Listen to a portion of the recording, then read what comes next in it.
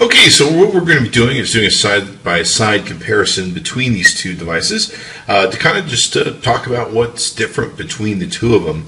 And so the iPhone 5S we have on your left from AT&T.com, our good friends there, fastest download upload speeds, and the iPhone 5C next to it. Now, one of the main differences is the price. To be able to get into this phone, you can it's $100 lower for the 5C comparatively to the 5S. Now, one other thing is the 5S is available in 64 gigabytes. Currently, at this time of launch, well, the 64 gigabyte version for the 5C is not available. So very interesting that way. You've got color and finish. The color on the iPhone 5S is available in silver, space gray, and gold. Comparatively, the iPhone 5C has white, pink, yellow, green, and blue.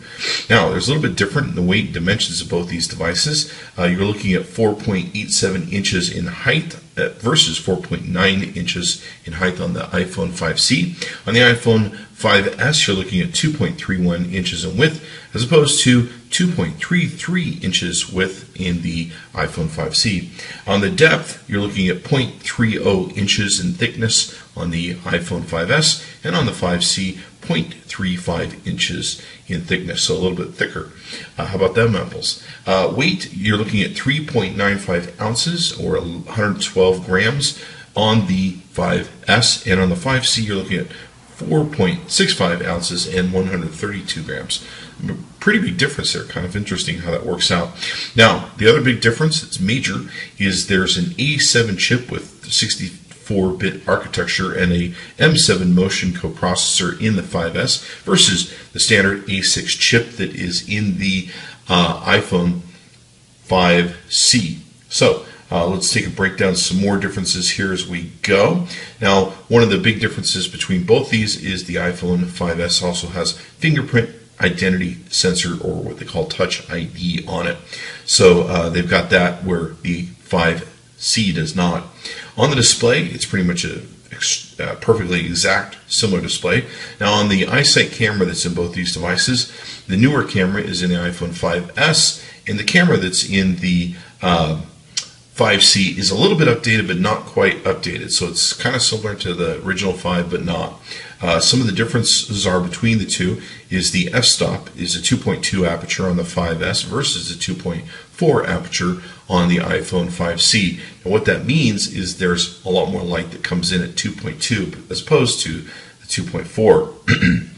Now, it's got a true tone flash, which is supposed to be an educated flash process that makes great flashes and is supposed to analyze the ability to flash properly, I guess, or the amount to use. And it has two flashes inside of it on the iPhone 5S.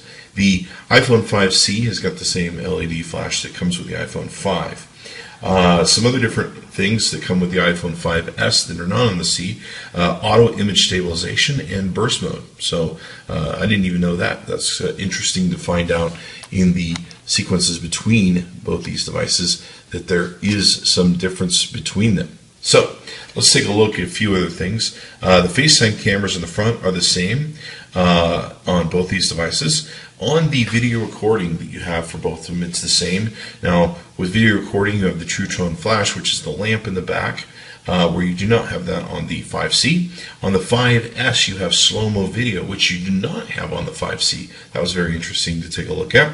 You have improved video stabilization. I don't know what that means exactly, but evidently there's just video stabilization that's on the 5C, not improved video stabilization. Take that for what it's worth. Let's take a look at a few different other things. Video calling, pretty much everything is the same there. Audio calling, intelligent Siri is the same. Battery power is the same. All that sort of good stuff that goes into it. Headphones the same. Now, the only thing that's different in the sensors between the two is the iPhone 5S has got the fingerprint technology on them. So there you have it. It's pretty much the difference between both these devices and what they have on them. Is it worth it to pay $100 more for that? Those extra features? Well, it's up to you. I like both phones. I definitely, I kind of like the difference that the iPhone 5C has with its plastic back or polycarbonate, whatever you want to call it. It does feel kind of cool. It's kind of a different flavor or style of the iPhone 5. So I definitely like both phones. I've kind of enjoyed it. I almost wish with the 5C they would have put the same internal guts that they put in the 5S in, because I kind of like it. It's kind of a different feel of the iPhone, and it's kind of fun and playful a little bit, if you will. You can see here the differences in the flash that we're talking about with the True Tone flash. There's two flashes inside here, two lamps, etc. You've also got just one over here, and that's a big difference between the two devices in how they're built. You can also see, of course, how their buttons engage. They're much different in their setups and stuff like that. One are very nice, very sheen, etc., and the others are very interesting in the builds. Okay, so all in all, I like both phones. I think they're great. To decide which one works best for you, go to our good friends at AT&T.com. That's AT&T.com. Thanks to them for sharing the phones with us. Tell them Chris Voss sent you. Chris Voss tested, Chris Voss approved, and order up the one that you want to take and do. AT&T, we love them. Fastest download upload speeds, you can't beat it. Also, the great thing about AT&T is you can do data during your voice calls. You can do data, a lookup of stuff, etc., where you can't do that with Verizon. So you can choose which one works best for you. I like both phones, of course. And be sure to give us a like, subscribe to us on YouTube so you can get all the latest and greatest stuff that we take and cover on our channels. Thanks for coming by. Be sure to tell your friends about us. Get them to subscribe too.